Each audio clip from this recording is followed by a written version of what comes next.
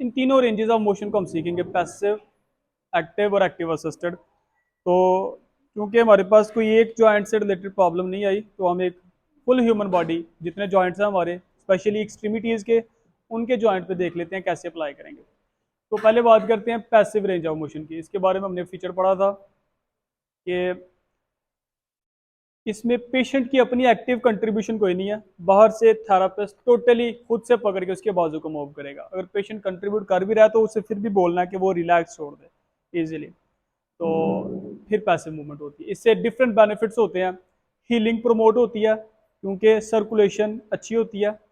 उसके अलावा जॉइंट्स जो उनसे हैं वो स्टिफ नहीं हो जाते लॉन्ग टाइम इमोबिलाइजेशन के दौरान। जो मसल्स हैं उनमें कंट्रैक्चर्स डेवलप नहीं होते। पेशेंट की सेंस ऑफ मूवमेंट जो उनसी है वो इंटैक्ट रहती है। तो ये कुछ बेनिफिट्स हैं जो पैसिव रेंज ऑफ मोशन से मिलते हैं, और ये हम करवाते हैं वेरी एक्यूट फेज में। अभी पेशेंट को इंजरी हुई है तो आप उसे कुछ नहीं करवा सकते सिवाय पैसिव रेंज ऑफ मोशन के, ओके, और वो भी पेन फ्री रेंज के अंदर। सबसे पहले हम बात करते हैं शोल्डर पे।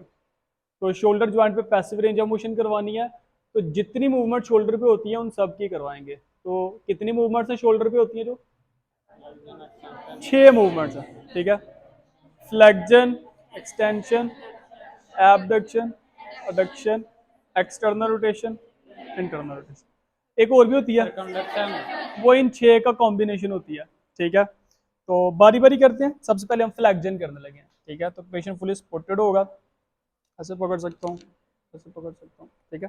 तो पेशेंट के बाजू को मैं लेके आऊँगा, उसे बोलूँगा अपने बाजू को मेरे हाथ पे गिरा दे, बिल्कुल रिलैक्स। तो इसे मैं यहाँ तक, ठीक है। टोटली ये मैं खुद कर पाऊंगा। मैं चूंकि प्योर शोल्डर पे करवा रहा हूँ, आई डोंट वांट के स्कैपुला इन्वॉल्व हो, दैट्स मैं इसे मजीद ओवर हेड नहीं लेके जा रहा, ठीक है।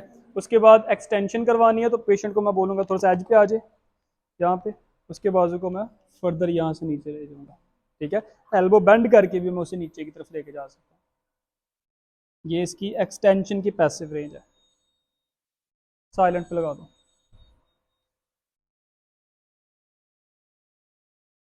ओके, उसके बाद उसके बाद आ जाती है एबडक्शन। एबडक्शन के लिए मैं लॉन्ग लीवर के साथ भी कर सकता हूँ, मैं लीवर शॉर्ट भी कर सकता हूँ एल्बो को बंद करके, ठीक है। क्योंकि मेरा फोकस शोल्डर जॉइंट है, डजेंट मैटर नीचे क्या हो रहा है क्या नहीं, बस शोल्डर जॉइंट पे प्योर एबडक्शन होनी चाहिए, ठीक है। और अडक्शन यहाँ पे साथ जब मैं करूँगा तो। उसके बाद एक्सटर्नल रोटेशन है। एक्सटर्नल रोटेशन के लिए मैं यहाँ से भी कर सकता हूँ, ठीक है। ये एक्सटर्नल रोटेशन है, मैं इस एंगल में भी लाके कर सकता हूँ जिसमें 90 डिग्री एबडक्शन हुई है शोल्डर के ऊपर। Internal rotation, external rotation, internal rotation, external rotation, okay. तो ये 6 मूवमेंट्स हैं जो कि हमारे शोल्डर जॉइंट के। अब आ जाए एल्बो पे।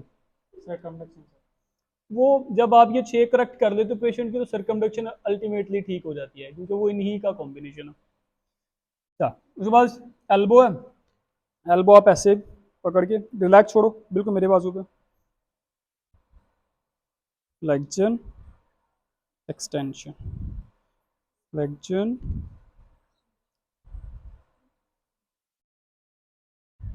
ओके जी। उसके बाद कौन सा जॉइंट आता है एल्बो से नीचे? नहीं, radioulnar joint, superior radioulnar joint, ठीक है। तो उसके लिए मैं प्रोनेशन, सुपिनेशन, प्रोनेशन, सुपिनेशन, ठीक है। उसके बाद रिस्ट जॉइंट। रिस्ट जॉइंट पे कितनी मूवमेंट होती है? 4 मूवमेंट होती है। कौन कौन सी? Deviation, radial deviation, ulnar deviation, तो ये सारी मैं करवाऊंगा, ठीक है। जब मैं रिस्ट पे करवा रहा हूँ तो मैं यहाँ से मेटाकार्पल से पकड़ूंगा, मैं फिंगर्स नहीं पकड़ूंगा, कोई जॉइंट बीच में नहीं आना चाहिए, प्योर इसके जॉइंट पे मूवमेंट करवानी है। एक्सटेंशन,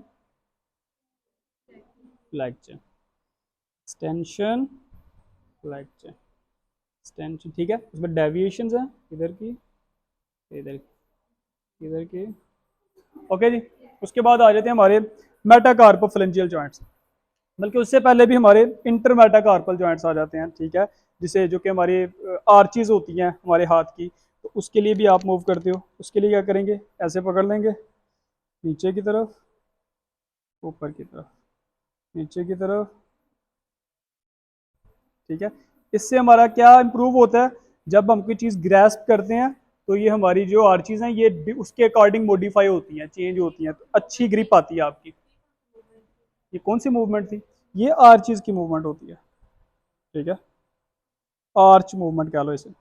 उसके बाद आई था मेटाकार्पोफेरेंजियल जॉइंट। तो अगर एक एक को करोगे तो पकड़, अच्छा मैं मोबिलाइजेशन करने लगा था,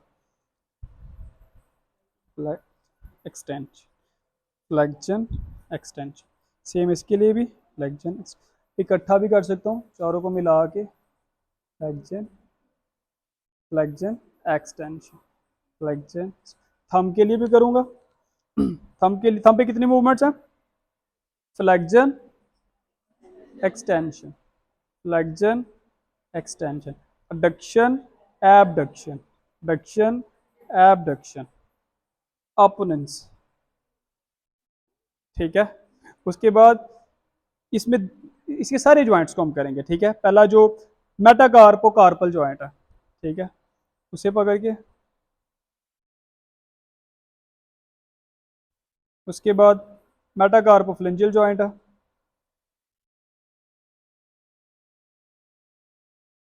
उसके बाद इंटरफ्लेंजियल ज्वाइंट है, ठीक है, सेम फॉर हेयर, ठीक है।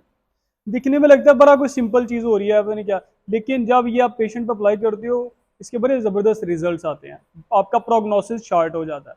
क्योंकि कई पेशेंट होते हैं जिनका बाजू इमोबिलाइज रखते हैं, वो हिलाते ही नहीं हफ्तों तक अपने बाजू को, उसके बाद वो देखते हैं उनकी मुट्ठी बांधी नहीं होती, जॉइंट स्टिफ हो गए होते हैं। तो ये जो मूवमेंट्स हैं पैसिव रेंज ऑफ मोशन की, ये इस स्टिफनेस को प्रिवेंट कर देती हैं। ओके, चलो तो ये हमारा हो गया अपर लिम्ब। अब आ जाए लोअर लिम्ब पे। लोअर लिम्ब पे क्या करेंगे, सबसे पहले कौन सा ज्वाइंट आता है, हिप ज्वाइंट आता है। कितनी मूवमेंट्स हिप ज्वाइंट पे, छः। वही शोल्डर वाली, सिर्फ सर्कमडक्शन उस तरह से नहीं होती जैसे शोल्डर पे होती है।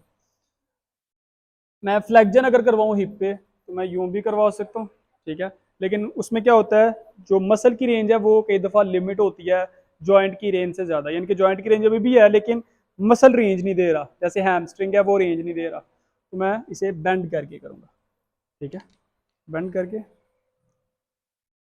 फ्लेक्जन, ठीक है, ये हिप फ्लेक्जन, ठीक है। मैंने इसके थाई पे हाथ रखा हुआ है, जैसे मैं इसे पुश करूँ नीचे को, ऐसे भी कर सकता हूँ, ओके। आप हैंड प्लेसमेंट यूं भी कर सकते हो, क्योंकि जब आप नीचे आते हो तो कई दफ़ा जर्क आता है जो इस पे नी पे, तो उसे रोकने के लिए,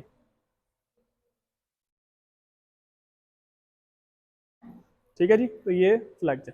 एक्सटेंशन के लिए इसे मैं नीचे भी लेके आ सकता हूँ एज पे, मैं इसे साइड लाइन में भी कर सकता हूँ, साइड लाइन में हो जो नीचे वाली टांग आप बेंड कर लोगे ताकि स्टेबिलिटी अच्छी हो जाए उसकी, ऊपर वाली टांग है उसे आप क्रैडल कर लोगे, ठीक है, ऐसे यहाँ से आप स्टेबल कर लोगे ताकि बॉडी मूव ना करे, और फिर प्योर आप एक्सटेंशन करवाओगे इसकी ज्वाइंट,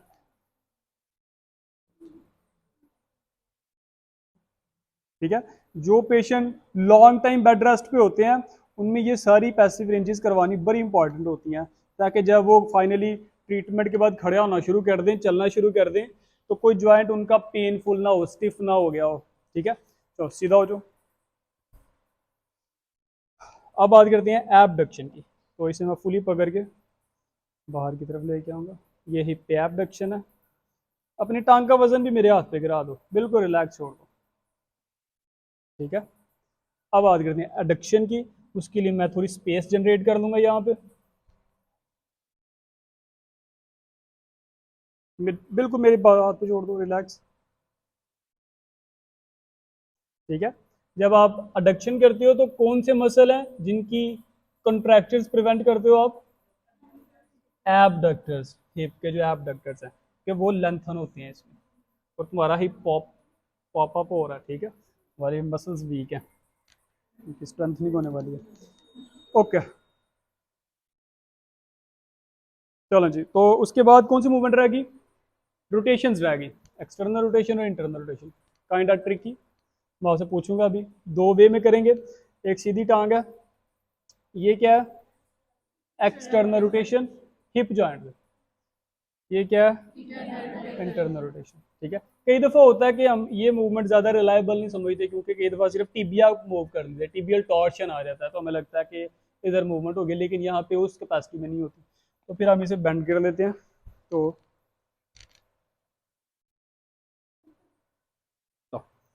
इस पोजीशन में हम रोटेशंस करते हैं। तो आप मुझे बताना ये कौन सी रोटेशन है, किसे लगता है ये एक्सटर्नल है,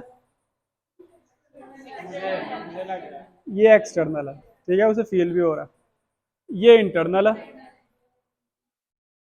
अब किसे कन्फ्यूजन है, समझ नहीं आई इस चीज़ की, बताते हैं क्या करेंगे। जब मैं इसे अंदर को लेके जाता हूँ, और बेसिकली फुट को ना देखो, आप जॉइंट को देखो। जॉइंट जब हम अनाटॉमी में जाए तो हम देखते हैं बॉल होता है एक जो सॉकेट में फिट है, जब हम इसे अंदर को घुमाते हैं तो बॉल बाहर की तरफ रोटेट करता है, बाहर की तरफ लेके जाते हैं तो वो अंदर की तरफ रोटेट करता है।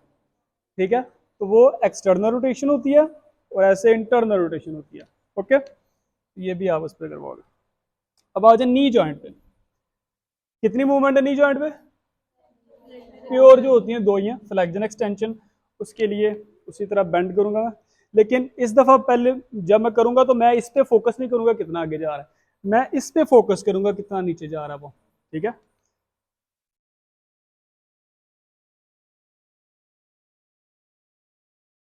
ठीक है, फ्लेक्जन और ये एक्सटेंशन, एक्सटेंशन इसमें इतनी होगी, ये हाइपर एक्सटेंशन ऑफ सम दी गई। ओके, उसके बाद आ जाए एंकल जॉइंट पे, क्या नाम है ऊपर, कितनी मूवमेंट्स होती हैं एंकल जॉइंट पे, कौन कौन सी, डॉर्सी फ्लेक्जन, प्लांटर फ्लेक्जन, ई वर्जन और इन वर्जन। किसे लगता है एंकल जॉइंट पे ई वर्जन इन वर्जन नहीं होती,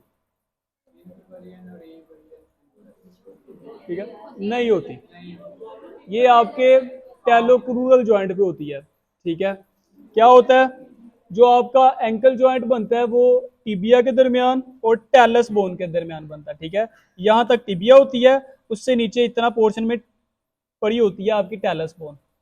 तो जो टैलस और टिबिया के दरमियान बन रहा है जॉइंट वो होता है एंकल जॉइंट, उस पर सिर्फ डॉर्सी फ्लेक्जन और प्लांटर फ्लेक्जन होती है। उसके बाद जो टैलस के नीचे बोन होती है जो हील वाली होती है उसे कहते हैं कैल्केनियम। तो जो कैल्केनियम और टैलस के दरमियान जॉइंट बनता है उसे कहते हैं टैलोकैल्केनियल जॉइंट या टैलोक्रूरल जॉइंट, कुछ भी कह लेते हैं। उसके ऊपर जो सी ना आपकी ई वरियन और इन वरियन होती है।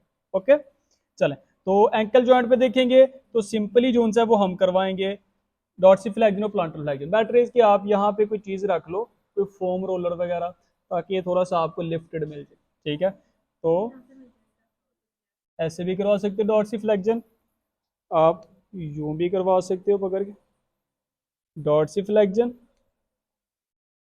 Planter flexion, dorsiflexion, plantar flexion.